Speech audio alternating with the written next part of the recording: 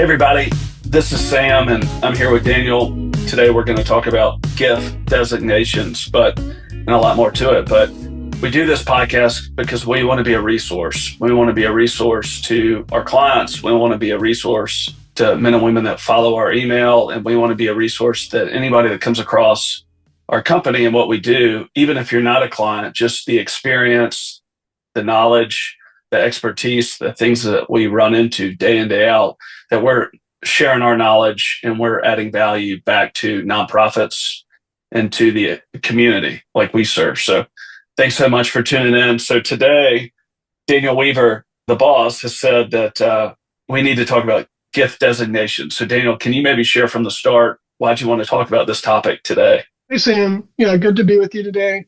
Certainly been a busy year and lots of activity going on, lots of fun clients that we get to work with. And one area that continues to kind of come up with different clients, and it's really an issue with folks because it's a difference between nonprofit and for-profit, is this area of restrictions on gift or designations on gifts. When you have a for-profit company and they have a sale, that money goes into the operating account or whatever, and management owners of the business, they get to decide what to do with that money and how to use it. But in the nonprofit world, it's a bit different. Donors are donating money often with a specific idea about how that money should be used or what they're donating towards.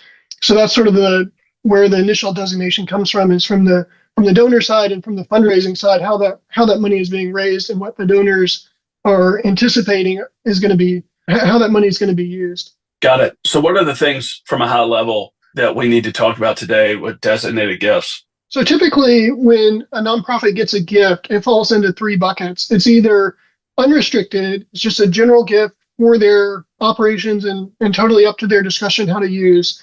It can be temporarily restricted, and that restriction can be either designated to a certain project, a certain time restriction in some cases, where they're giving a grant for specific time period, or it can be a permanently restricted gift where, in cases like endowments, where someone gives a gift and says, you can't actually use this money, but you can use the earnings off of this money. And so you have gifts that fall into those three buckets: the unrestricted, temporarily restricted, and permanently restricted.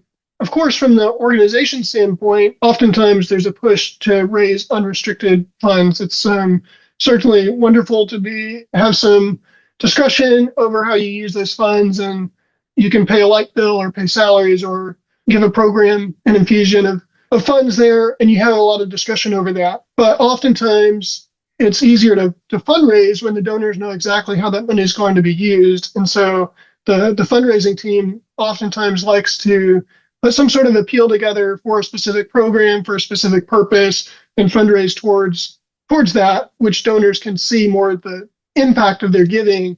And so those funds often come through as temporarily restricted. The issue that I wanted to kind of talk about is on the accounting side, when that money comes in with restrictions, you need to have a way in your accounting system to recognize that money is designated for a specific purpose, and then to track the expense and make sure that the money is actually going out for that purpose.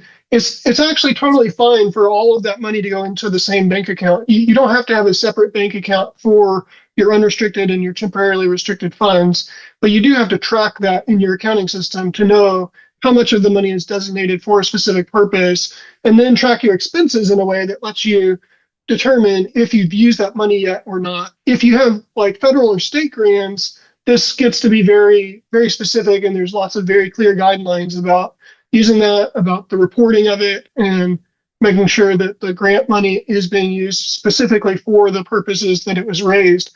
But even with more general foundation grants or just gifts from donors, you can have a similar situation where you have to make sure that the money is tracked, both coming in and going out, by the fund, by the purpose, by the class. And really the caution that I wanted to give today is to make sure that organizations have thought through in advance what kind of restrictions they're okay with having, and when it may be appropriate to actually turn down a gift or politely decline to receive something.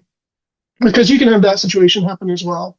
So that's something you wanted to talk about today. Is that what you're saying? Right. I just thought as we serve clients, as we work in this nonprofit space, that it would be an area that would be helpful to people to think through, because usually when you have a nonprofit and someone says they want to give you money or give you stuff, the immediate response is of course, like this is great. And unless you've thought through in advance and you realize like it's not always appropriate to receive a gift, depending what the restrictions are that come with it or what the gift is. So maybe a very clear example might be on the non-cash side when someone's giving an item that's not cash, and there can just be issues with the organization's time in receiving something and processing it. So, for instance, if a donor has a vehicle and they want to donate a vehicle, there's clear guidelines from the IRS as far as how to receive a vehicle donation, how to obtain title for that, how to sell that vehicle or use it in your program. But it takes staff time to do all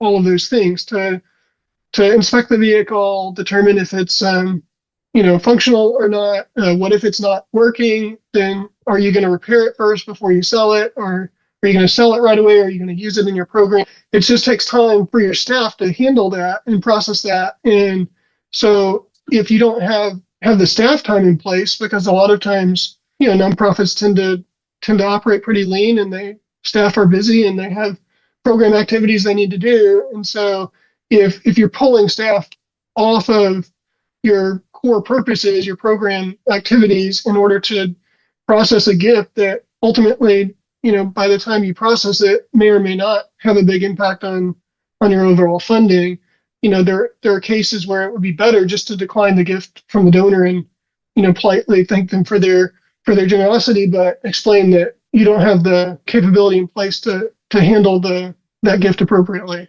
Is there anything else here in this specific section where it makes sense not to accept a gift that's important to you that feels like needs to be shared?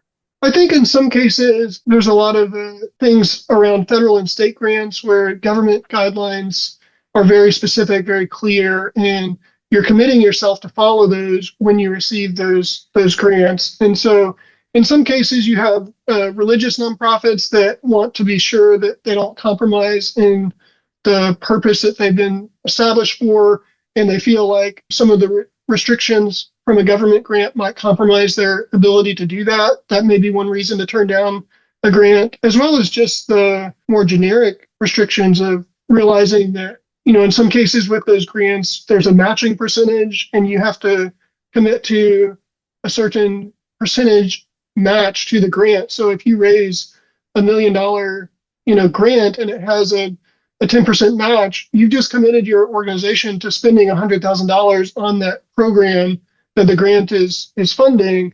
And if you don't have another source of funds for, to go and raise that money, then you may have just overcommitted yourself. Or, it sounds great to set up a brand new program, but if you're having to establish a brand new program that you haven't done before in order to get this money, and you've just committed to some percentage of match or some overhead cost of the grant that may or may not be fully reimbursed, then you can end up overextending yourself as an organization. So there's cases where accepting the grant actually puts you in a tough spot, cash wise, because you may or may not have the overhead in place or the funds in place to carry the match and carry the overhead that's required to run the program that the grant is funding. So you have experience as a VP of finance. You also have experience as a CPA and an auditor. You're also an entrepreneur because we both own this company today. Is there anything that you can share? Like when the director, I just did something this week and most of the directors were all talking about funding. That's the one thing they need more of, and that's the one thing they care about. Not everybody, but a large percentage of them. So if a director's listening to this, or let's say somebody in finance, through your own past experience, how do you be opportunistic, but then also be thoughtful in how you think about things that you're just saying? I think the most clear way to me is make sure that you're soliciting gifts for programs that your organization is already doing and already committed to doing. It's nice to set up a new program, and there's always more ideas of ways that we can help people. But I think it's best to first make sure that you're fully going after those gifts and opportunities that are for existing programs and existing organization activities so that you don't spread yourself too thin and start doing too many different things and committing to those. If you're already committed to a program, if it's already established, you're already running the overhead for it, then when the gift comes in to support that, it's much easier to apply that directly to the need versus trying to take the staff time away to set up something new, or just end up spreading yourself thin and trying to run too many different programs at the same time. Would you also add on to that, or would you not? If it's something new that you want to do, make sure that you've thought through it, there's a plan, and people are bought in, so then you can commit the resources to it. Right. And I think if it's already a direction that you want to go, and there's already a plan in place for that, and you've thought through the resources that are needed to set up a program, then it does make it much easier to go out and obtain that grant or obtain those contributions to support that new activity that you've already sort of decided that you want to do. I'm just more cautioning when an opportunity comes up, whether it's from a donor or a funder. They say, hey, we think it would be really great if you do X, Y, Z, and you hadn't given that much thought yet, but it does sound like a good idea. And so you go ahead and say, yeah, that sounds like a great idea. We'd love that if you'd give the funds for it. That's when an organization sometimes gets in trouble, when they haven't thought through the program ahead of time in advance and gone out to solicit, those funds for the activities that they've already decided make sense, but instead are taking the lead from the donation side and following the money, which it seems like it would be helpful because that's where the money is. And there are times when it can make sense to hit pause and say, okay, seems like in this area, there's a lot of funding opportunities available. Does it make sense for us to go into this area? And you can have that thoughtful conversation in advance if you're seeing that there's opportunity for funding in a certain area. But if you haven't just kind of like hit pause, had the strategic discussion about whether it makes sense for your organization or not, and you're having that conversation on the back end once you've already committed to the grant and you've seen something, and well, now maybe you're running into having to fund a program and ask for reimbursement, from the grant later or something like that, and you end up having cash flow issues or other trouble with the organization overhead. Yeah, and I think this can be hard for nonprofit directors, just given chairs I've sat in, because if people believe a certain thing from a faith standpoint, and then people get tested all the time, and everybody wants more revenue. Everybody wants more money, especially this year, 2024. It's November the 1st. It's been a very tough year. A lot of people are down. I think the whole industry is down across the country.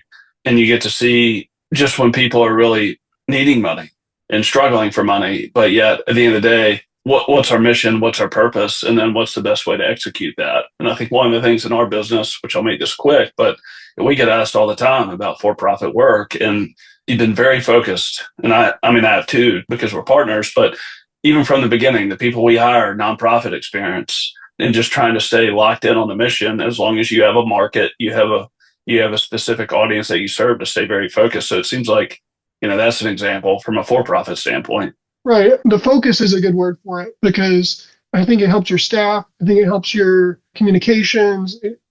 Just the more focused you are, and whether it's us saying we're only going to serve nonprofits, we're going to be experts on the nonprofit space, or whether it's a nonprofit saying, these are the people that we're serving, these are the programs that we have, and staying focused on that, I think just helps the overall health of the organization and helps the staff too, because it keeps clarity and vision behind what they're doing.